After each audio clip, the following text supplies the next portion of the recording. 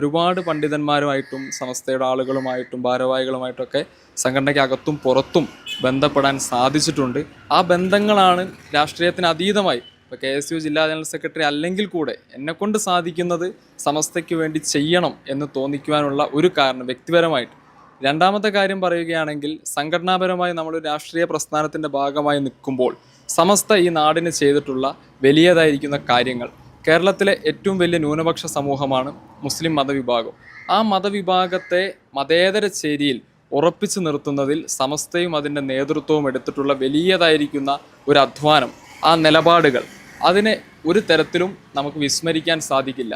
കേരളത്തെ മുസ്ലിം ന്യൂനപക്ഷത്തിനെ തീവ്രവാദത്തിൻ്റെ ചതിക്കുഴിയിലേക്ക് വീഴാതെ എന്നും മതേതര പക്ഷത്ത് നിർത്താൻ സമസ്തയുടെ ആത്മീയ നേതൃത്വം, സംഘടനാ നേതൃത്വം പുലർത്തിയിട്ടുള്ള ദീർഘവീക്ഷണം, ആ ദീർഘവീക്ഷണം ഒരു രാഷ്ട്രീയക്കാരൻ എന്നുള്ള നിലയിൽ സമസ്തയോടുള്ള എൻ്റെ ആദരവ് വർദ്ധിപ്പിക്കുന്നുണ്ട്. സമസ്ത കാണിക്കുന്ന വലിയൊരു മാതൃകയുണ്ട്.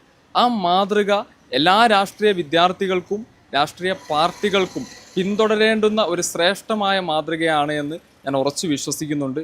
ആ കാരണങ്ങൾ കൊണ്ടൊക്കെ തന്നെ സമസ്ത ഒരു വലിയ പ്രസ്ഥാനമാണ്. കേരളത്തിലെ ഏറ്റവും വലിയ മതസംഘടന ഏത് എന്ന് ചോദിച്ചാൽ സമസ്തയാണ്. അപ്പോൾ സമസ്തയ്ക്ക് ഫിലിപ്പ് ജോണിനെ വേണ്ട, കാരണം ഫിലിപ്പ് ജോൺ ഇല്ലാതെ തന്നെ ആയിരക്കണക്കിന് ലക്ഷക്കണക്കിന് ആളുകളെ സംഘടിപ്പിക്കാൻ സാധിക്കുന്ന വലിയ പ്രസ്ഥാനമാണ് സമസ്ത.